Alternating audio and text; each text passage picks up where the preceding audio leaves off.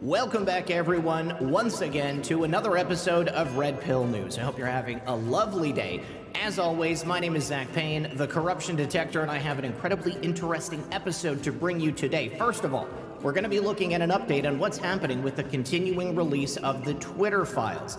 A name from the past has come up in conjunction with this most recent addition to the story, and you're not going to want to miss it. This ties together both Spygate and the suppression of free speech by the federal government on platforms such as Twitter. Elon Musk continuing to give us gold. I absolutely love it. Then we're going to be taking a look at Arizona. Is Katie Hobbs walking into a trap? Does she not realize that perhaps the hunter will become the hunted in the state now that she's certified these obviously fraudulent results? Only time will tell, but we have a little clue as to that potentially being the way it's playing out.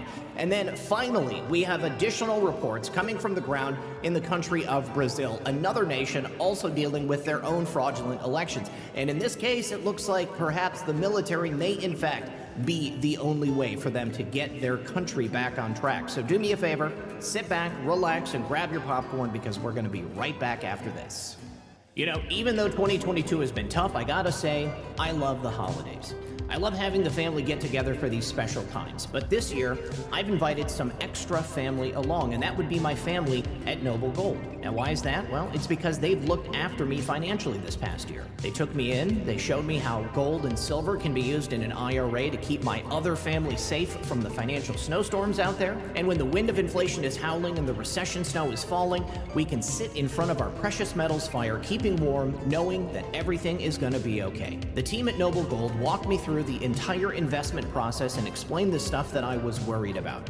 And that's why I'm recommending my second family to you, because they're wonderful. And this month you'll get an incredible free 3-ounce silver American Virtue coin with every qualified IRA of $20,000 or above. You can't go wrong with Noble Gold. So call the team today at 877-646-5347 or find out more by visiting the link in the description below. It's noblegoldinvestments.com.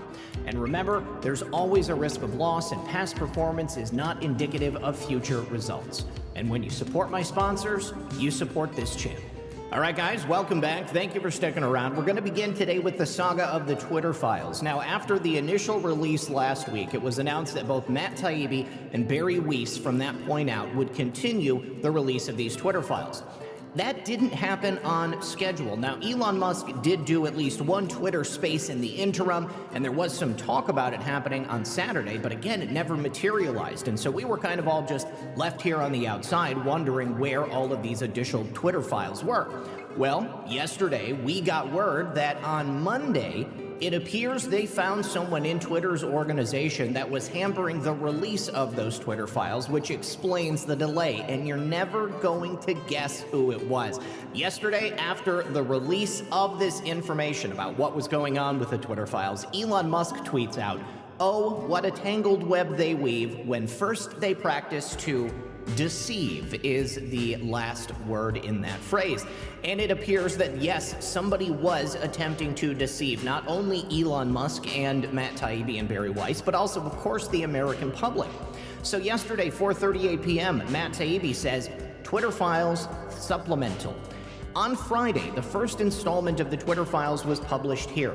We expected to publish more over the weekend. Many wondered what was the delay, such as I said. Now we can tell you part of the reason why. So it looks like this is an aspect of it, but there perhaps could be more people behind the scenes that are thwarting this. On Tuesday, Deputy General Counsel and former FBI General Counsel Jim Baker was fired. Among the reasons, vetting the first batch of Twitter files without knowledge of new management.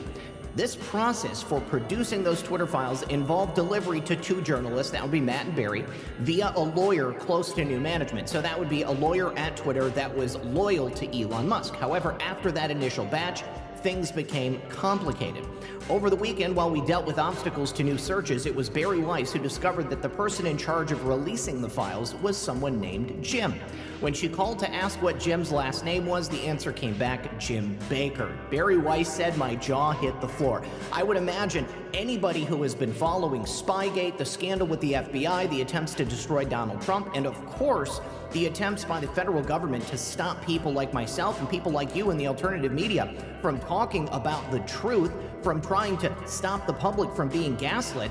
Jim Baker is a big, big name. Jim Baker, as Deputy General Counsel for Twitter, he advised the people working there to block access to the Hunter Biden laptop story. He did not think this was hacked materials. He knew this was a legit story, and this was something that he did not want his handlers having to deal with and the American public getting the truth about. You know, you can go back to 2016 when he was working with Michael Sussman, who of course was working for Hillary Clinton. Last year, he also got indicted for lying to the FBI. He told the FBI that he didn't think that he was doing any work for any specific client, he being Michael Sussman. He knew Michael Sussman worked directly for Hillary Clinton when he presented that bogus evidence of President Trump and that tower supposedly having communications with the Kremlin and Alpha Bank. He never stepped forward to do the right thing. He was always working for Hillary Clinton, the DNC, and the deep state. He could have put a stop to any of these investigations at any point, but he was firmly among the camp of people who wanted to destroy President Trump and stop him from carrying out his agenda to represent we the people and transfer power peacefully back to us, because it's been stolen. He was there from the beginning. He said that it was the tip about George Papadopoulos that started the investigation, but he knew that it was Hillary Clinton's fake Russia dossier that started the entire sordid affair. Jim Baker was the linchpin in so many of these investigations. He knew every single time what the truth was, and yet he always defaulted to the lie. We cannot expect him to do anything different when he's at Twitter. I'm sure that he was part of a number of different scandals, not only the Hunter Biden laptop scandal, but it's a good thing that Elon Musk got rid of him, and now I think we're probably going to have a much easier time getting this information out to the public. Now, when you take a look at the files that were sent out to Taibbi and Weiss, they are marked Spectra Baker emails. Now, Baker, of course, being Jim Baker, but what is Spectra? I'm not so sure about that. All right, so I just went out and did a little search, and this is the thing that makes the most sense to me. There is essentially an enterprise solution called Spectra, which allows large companies to search for specific information within the, undoubtedly terabytes of data that they have on hand, whether it's probably emails or internal files. But Spectra appears to be a tool that would allow people to simplify the gathering of information from within the mountains of data that a company has. So it would not surprise me if this Spectra is the same as that Spectra. Spectra being the source of the information from within Twitter, and James Baker being the conduit to release it, or so he thought. And the reason he resigned from the FBI back in 2018 was because it was found out that he was leaking information to the press. They investigated him for that. You're not supposed to do that as a lawyer at the FBI. So the word that he was the one that was reviewing the Twitter files was a surprise to everyone involved, to say the least. It appears to me that Jim Baker was attempting to intercept those Twitter files before they went out to the general public so that he could scrub any information that would either be illegal and involve him, or perhaps be illegal and involve other people that don't want to be exposed as a result of this. Obviously, it's one thing when you have a private company that is saying, we don't want this speech on our platform. I may not agree with it, but that's just their prerogative. It's like the bakers who don't want to make a wedding cake for a gay wedding. It's their business. They should have the right to refuse service. However, when it's a governmental organization or individual acting on behalf of an official government agency, reaching out to Twitter itself, having them censor free speech, that is a violation of our First Amendment to the Constitution. That is an illegal action, and that's something that we can go after the government for. We should be able to get redress for that particular grievance. It's an even larger thing when you have a cabal of interested individuals who since 2015, 2016 have been trying to destroy President Trump, put America on the wrong track, install Joe Biden as president of the United States of America, legitimate or not, and probably to continue siphoning off what rights we have left and what ability to speak, to gather, to have our voices heard in any number of ways. Now, once the discovery was made of Jim Baker being the one that was kind of the thing stopping the Twitter files from getting out, Elon Musk exited him from the building. He was fired on the spot. Reporters then were able to resume the searches they were doing through the Twitter files, and there is a lot of it apparently still to come out, but the next installment is going to come out on Barry Weiss's Twitter account. And if we take a look, this is Barry Weiss right here, BARIWEISS. I am still banned on Twitter, so I can't follow her, but she just said this: it's been quite a weekend. So I would assume that very shortly we are going to get additional information. Now, we actually did have Elon Musk interacting with a couple of different people on Twitter about the removal of Jim Baker and the suspicions they had about his intentions regarding these Twitter files. But Matt Taibbi on December 4th, which I believe would have been Monday, shared this article from Jonathan Hurley. 6 degrees from Jim Baker, a familiar figure reemerges with the release of the Twitter files. Now, Jim Baker was in that first batch of the Twitter files, and I would imagine that's probably what set off his radar when he realized that perhaps things he had been doing or actions he had taken part in were then about to be revealed to the entire world. Now, Elon Musk replied to Matt Taibbi and said, in light of concerns about Baker's possible role in suppression of information important to the public dialogue, he was exited from Twitter today. Now, he also said this to another individual. He said, was he asked to explain himself first?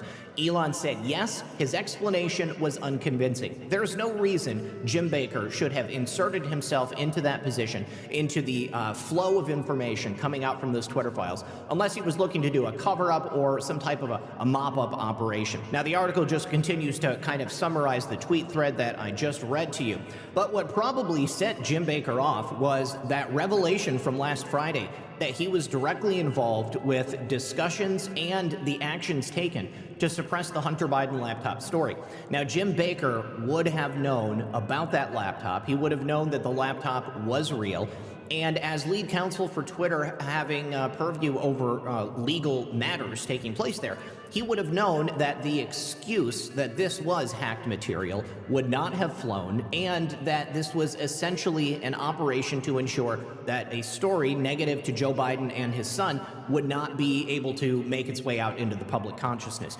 Jim Baker was a bad individual, and now that he's going to be gone from Twitter, it's more likely, more than ever likely, that we're going to get a lot of new information in the coming days. So very excited about this. This is something I'm going to be following with eager anticipation, and as soon as we get new word, I'll be bringing it to you. All right, next, I want to discuss this pretty interesting comment that Mark Brnovich made the other day in the midst of the certification of the election in Arizona. What I would say, and I think a lot of people would say, was an illegal and uncertifiable election. Now, why do I say it was illegal and it was uncertifiable? Well, on the day of the election, we had 30% of the machines and printers failing in Republican precincts. That is way over and above what the Election Assistance Commission allows as a margin of error. We had waits as long as 4 hours. People were disenfranchised, so people were unable to vote as a result of the election that Katie Hobbs orchestrated and administered. She colluded with the individuals probably at these electronic voting machine companies to make sure that Republicans were not going to be able to cast ballots. Why was that important? Well, Katie Hobbs was behind Kari Lake by as much as 11% leading up to Election Day. It was quite obvious that everybody that was showing up to vote on Election Day was going to vote for Kari Lake. We can't forget the fact that she also threatened jail time and felony charges to counties that refused to certify this illegal and uncertifiable election. All of this activity is criminal. All of this activity must be investigated, and Katie Hobbs must pay the price for what she did to the people of Arizona. Now, let's go ahead and take a listen to this, and then we'll dive in and dissect it. I should note, I didn't know we were giving speeches today, but the governor and I, for some statute service, we're going to be witnesses to the certification. We do not actually certify the election. And I'm reminded of what John F. Kennedy often said, that those who ride the tiger to seek power often end up in Okay, so I know that audio was kind of low and it was in mono, so you're only going to hear it out of the left speaker. But he begins by specifying that both he and the governor are not actually certifying the election. They are merely witnesses to the certification. So what does that do? That places the blame for certification squarely on the shoulders of Katie Hobbs, who is the outgoing Secretary of State, certifying her fraudulent win as governor, which she is going to take over that role beginning next year. And then he says, I'm reminded of what John F. Kennedy often said, that those who ride the tiger to seek power often end up inside. The only person on this panel here that I can imagine he is pointing to when he says that is Katie Hobbs. Because Katie Hobbs is the one who's right now, as far as I and many Arizonans and people all over America are concerned, is breaking the law. Certainly, Katie Hobbs was so lustful for power that she was willing to do anything to ensure that she got into that position. So now she will be governor of this state. And any blowback, any fallout that's going to come from here on out is going to be directed at her, because she's the only one to blame. She ran the election in 2022. She certified that fraudulent election, and now she's going to be taking over as governor of Arizona, and she's going to be at the top of the political power heap, if you will. So if anybody here is deserving of blame, it's certainly Katie Hobbs. Now, Mark Brnovich, I will say this for his part, he had an opportunity to do something about the 2020 election, and he negated his opportunity to do that. He let the clock run out. They chose not to truly investigate this stuff, and they didn't bring any charges against people who deserved those charges. Now, the incoming Attorney General of Arizona, is he going to do something about the 2022 election? I highly doubt it. But that doesn't mean that this is a process that is over, or that Katie Hobbs or the people that helped her steal this election are out of the woods. Continue to keep an eye on this, because it sounds to me like Mark Brnovich is sending her a warning. Thick skin is about a lot more than just protecting you from hurtful words. You see, it also helps keep your skin looking young, because the process of aging turns our skin from thick and supple to thin and a lot less elastic. You can help fight wrinkles and sagging skin using multi-collagen. Multi-collagen helps improve skin's texture, hydration, and skin elasticity. It's made of the top 5 most critically researched types of collagen that support your skin against wrinkles and sagging skin. And you can get a bag right now for 51% off, plus receive free bonuses by going to healthwithredpill.com or simply clicking the link below. And remember, when you support my sponsors, you support this channel. All right, and finally, I've been trying to record this story for the longest time, and for some reason, just this one webpage is nearly impossible for me to get pulled up or to make it work. So we're just gonna go through it, and if I have to stop, I'm just gonna edit it out. Now, we're talking about the situation in Brazil. I brought you news the other day about the potential for the Brazilian military to be doing operations in the favelas, the slums, taking out the heads of the cartel that was helping out Lula da Silva, the new incoming communist president that should not have been allowed to run in the first place. Now, we have additional reports stating that there is potentially Brazilian military getting into firefights with commandos and guerrillas working for this Marxist communist organization that hopes to make sure that Lula da Silva gets into power. Now, the certification of the election was supposed to take place on December 19th. But we know that the corrupt Brazilian Supreme Court is working with Lula da Silva, and more than likely these communist cartels that are working to ensure he comes back to power. And they have moved the certification up 1 week. Apparently, it looks like they're worried about the possibility of a coup or some type of military intervention taking place before December 19th.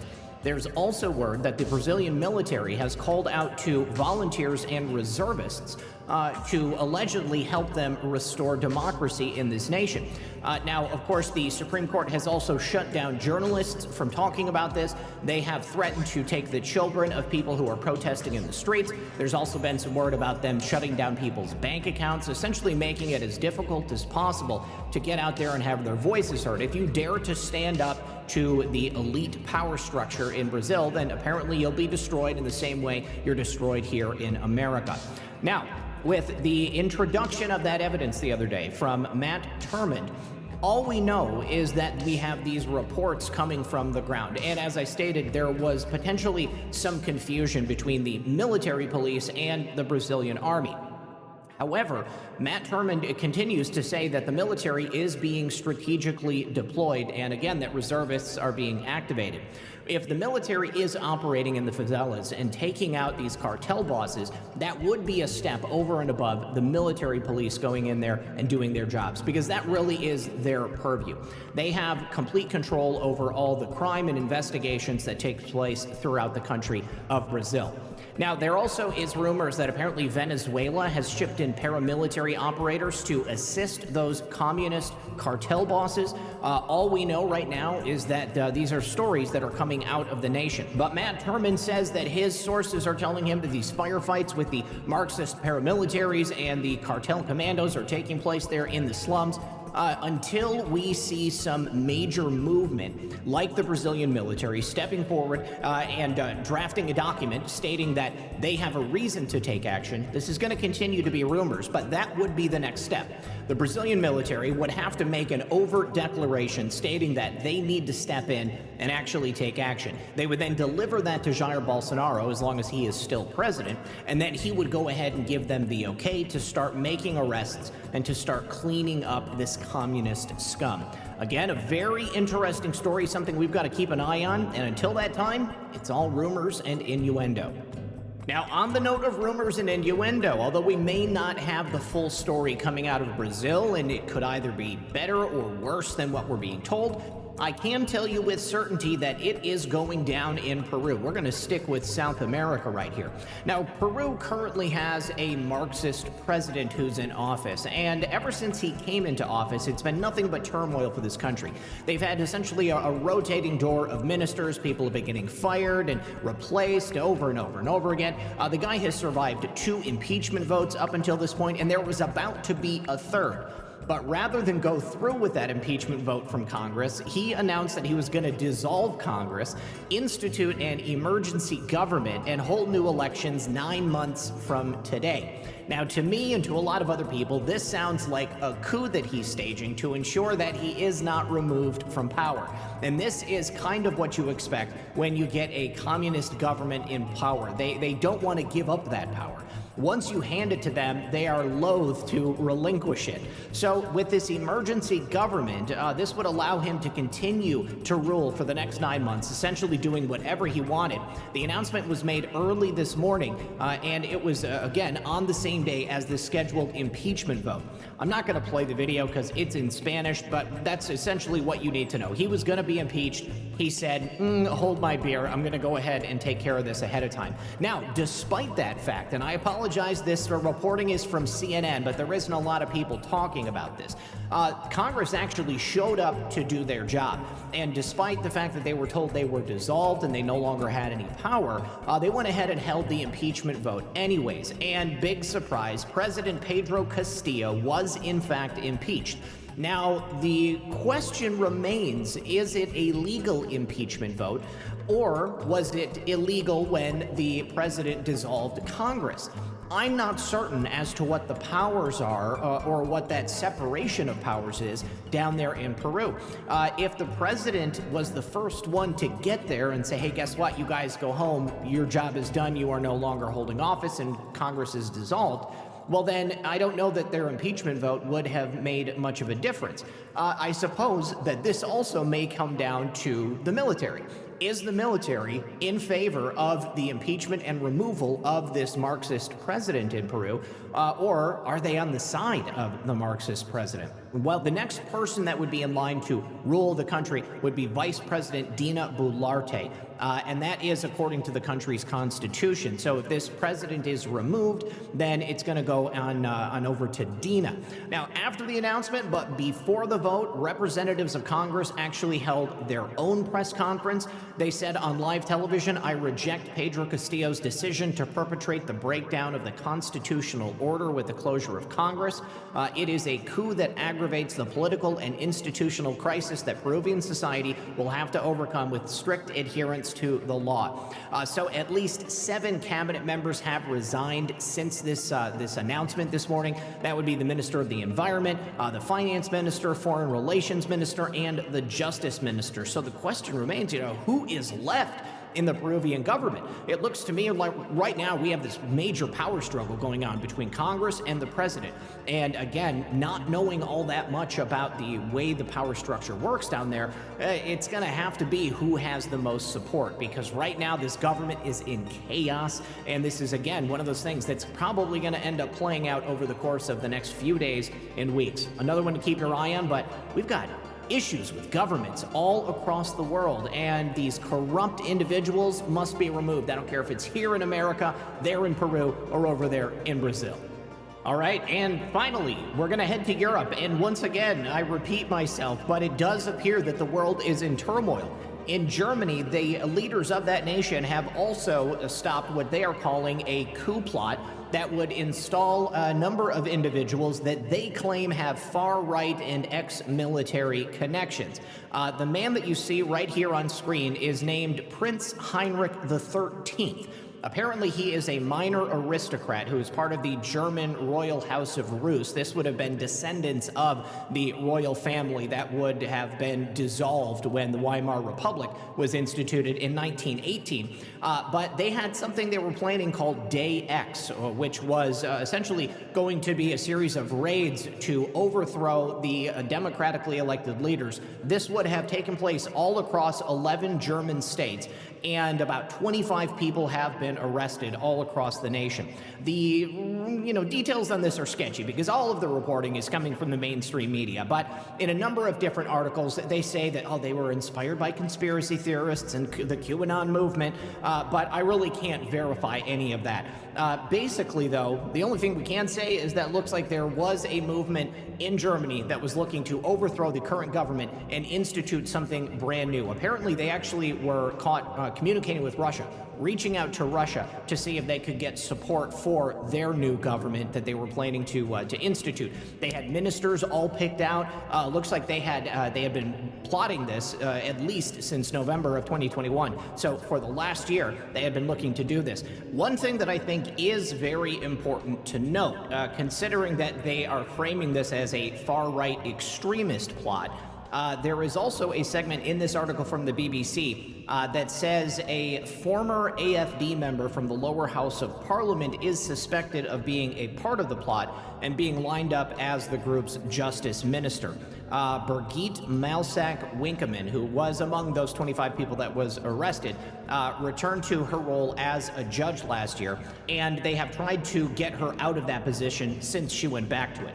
But this makes me believe that they're going to do whatever they can to connect this to the AfD party there in Germany, and that may be an opportunity for them to completely ban it based upon what they're claiming the individuals in this group were attempting to do. It does certainly appear that based upon the reporting on this story, the establishment media are going to attempt to link this to the general idea of far-right extremism taking place all across the world. That is, of course, their connections to what they term far-right terrorists, people that follow Q, people who believe in the deep state, people who believe that there is a conspiracy surrounding COVID-19. This is really a bad look as far as I'm concerned, because it's going to give them the reasoning that they need to probably crack down on rights and free speech even more in Germany than they already are today.